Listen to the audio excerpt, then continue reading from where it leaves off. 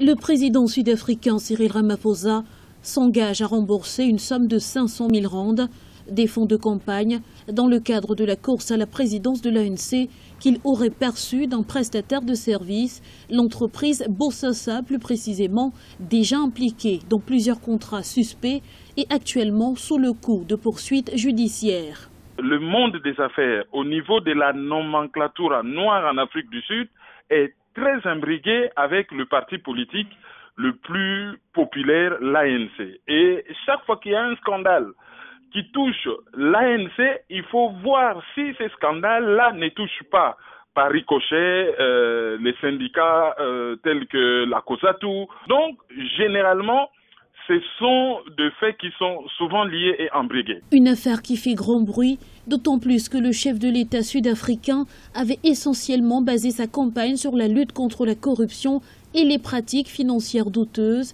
Face au Parlement, il a affirmé que cette donation avait été faite à son insu. Une enquête a été ouverte. La population en avait assez de la corruption, surtout des affaires dont le président Zuma était accusé. Donc il était de bon ton que celui qui les remplace, celui qui accède au pouvoir, justement grâce à cette lutte contre la corruption, puisse continuer avec ses discours.